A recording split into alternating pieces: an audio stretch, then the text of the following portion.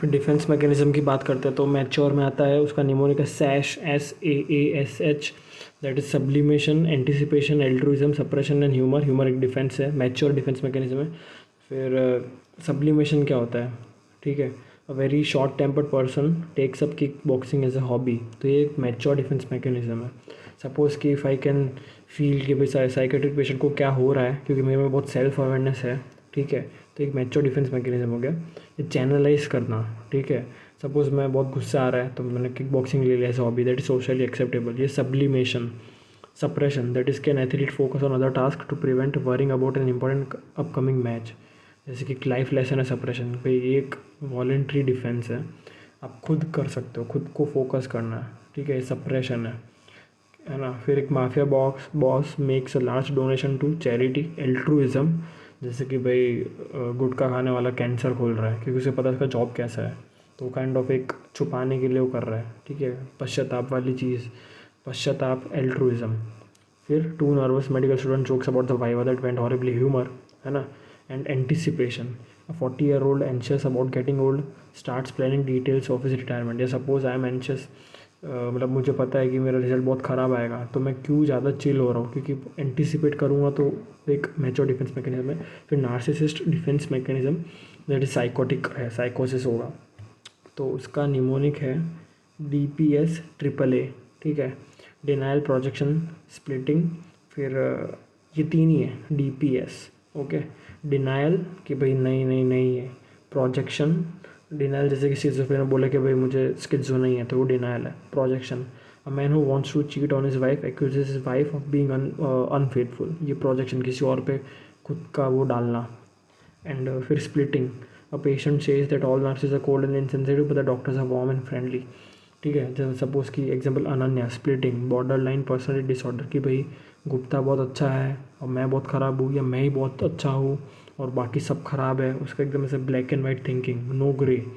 Okay. DPS, denial, projection, दूसरों पे डालना, और स्प्लिटिंग, बॉर्डर लाइन PD, ये हो गया. और मैच्योर में हो गया सैश, सब्लिमेशन, सप्रेशन हो गया, एंटिसिपेशन, एल्ट्रुइज्म, ह्यूमर. फिर आता है इमेच्योर डिफेंस मैकेनिज्म, तो इसका है निमोनिक रैप, RAP, ठीक है. मैच्योर में सैश, नार्सिसिस्ट साइकोटिक में DPS, डिनर प्रोजेक्शन, स्प्लिटिंग. और इमेच्योर में रैप, regression, acting out and passive aggressive, okay. जैसे कि a previously toilet child begins bed wetting again following the birth of a sibling, तो ये है रिग्रेशन, ठीक है, पीछे जा रहा है, उसे लग रहा है कि उस पर ज़्यादा अटेंशन नहीं मिलेगा, तो वो वापस ये चीज़ कर रहा है क्योंकि उसको एनजाइटी हो रही है कि उस पर ध्यान नहीं जाएगा पहले वाले बच्चे पे. फिर आता है थ्रोइंग अ बुक और punching on a wall after a fight, acting out. A disgruntled employee is repeatedly late to work but won't admit is a way to get back at the manager. It is an example of passive aggressive, ठीक है.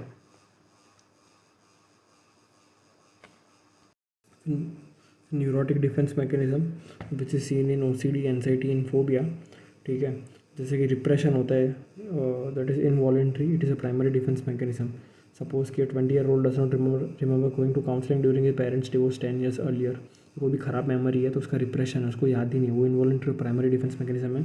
फिर rationalisation या intellectualisation, जैसे कि suppose किसी को cancer है तो वो इमोशंस को साइड में रख के अब पूछेगा डिटेल्ड सिम्टम्स, जो सब कुछ बात करेगा ट्रीटमेंट फैसिलिटीज़ के बारे में, ठीक है. ये रेशनलाइजेशन है. सपोज कि कोई बोल रहा है 2 दिन है रहने के लिए लाइफ में, तब क्या करोगे, तो वो रेशनलाइजेशन हो गया. फिर after being reprimanded by her principal और frustrated teacher returns home and criticises her husband's cooking, that is displacement. It is not projection. Projection दूसरे पे डालता है, ठीक है ना, जो खुद की गलती है, ठीक है. डिस्प्लेसमेंट में जैसे कि भाई टीचर का गुस्सा किसी और पे निकल गया पूरा, है ना, ठीक है, वो डिस्प्लेसमेंट है. फिर step mother treats a child she resents with excessive nurturing and over protection, that is reaction formation. Reaction formation means कि doing opposite of what you want, ये भी न्यूरोटिक डिफेंस मैकेनिज्म है. फिर husband bringing gift for wife after fighting previous day, that is undoing, ठीक है, damage control. फिर a child who is a victim of physical abuse discuss the beating without any emotion, that is isolation of affect. OCD के अंदर बहुत सारे neurotic defence mechanism दिखते हैं। उसका निमोनिक है दूरी दूरी, D for displacement, you for undoing, R for reaction formation, that is doing opposite of what you want, I is inhibition, and another I is isolation of affect। जैसे कि child जो victim था physical abuse का, वो कोई भी emotion show किए बिना describes it, that is isolation of affect. तो न्यूरोटिक के अंदर हो गया repression, rationalisation, displacement which is not projection, reaction formation, undoing and isolation of affect. ठीक है, रिप्रेशन मतलब कि न्यूरोटिक है, इनवॉलेंट्री है, और सप्रेशन जो है वो वॉलेंट्री है और मैच्योर है। तो रिप्रेशन सप्रेशन में ध्यान रखना है और डिस्प्लेसमेंट और प्रोजेक्शन में ध्यान रखना है।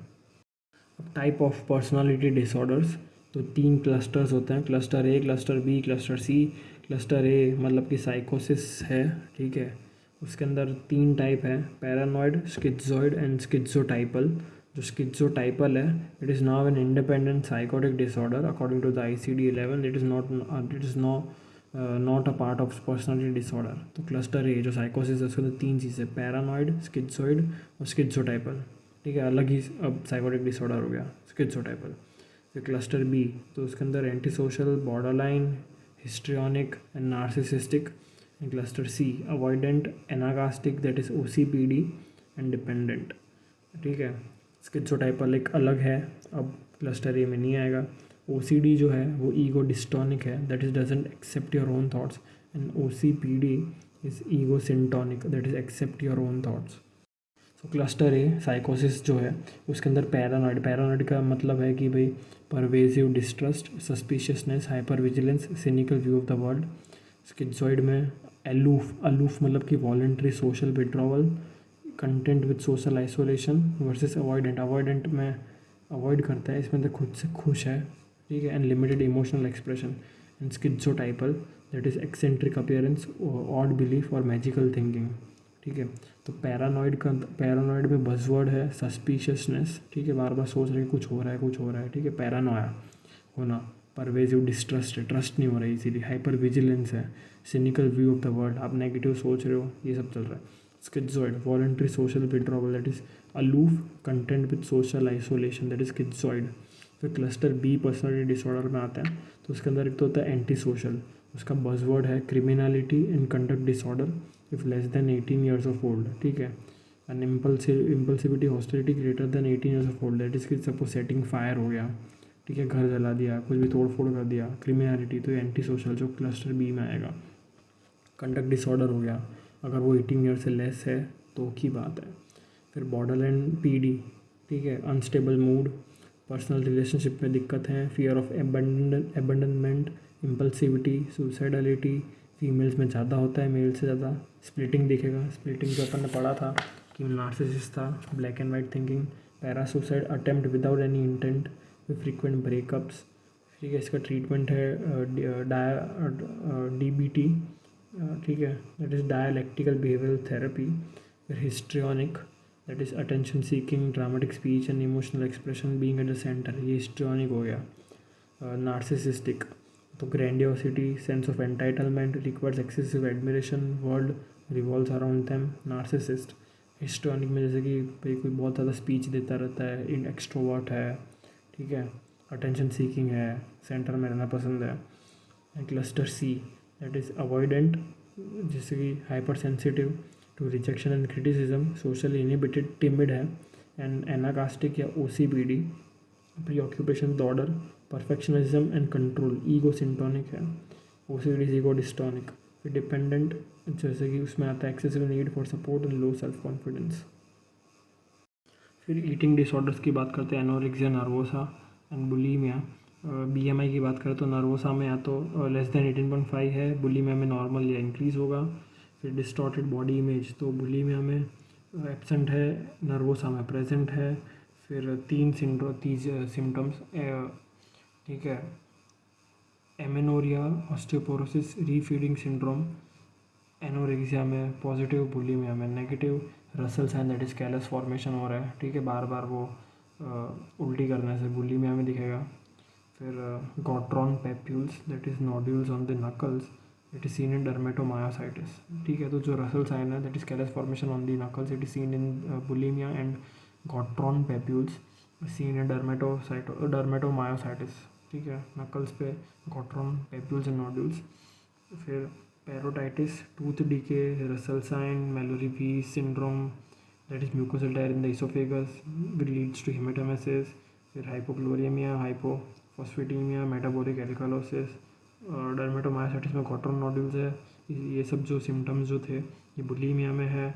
बुलीमिया का treatment is SSRI and anorexia का ट्रीटमेंट इज एंटीसाइकोटिक्स। फिर मैकेनिज्म जो है जैसे कि मैनेजमेंट दोनों में, तो वो न्यूट्रिशनल पहले होता है, फिर फॉलोड बाय बिहेवियरल थेरेपी, फिर बोरहाउ सिंड्रोम। ठीक है, BOERHAAVE Boerhaave syndrome that is full thickness tear in oesophagus. फिर first line management in both is nutritional rehabilitation followed by behavioural therapy.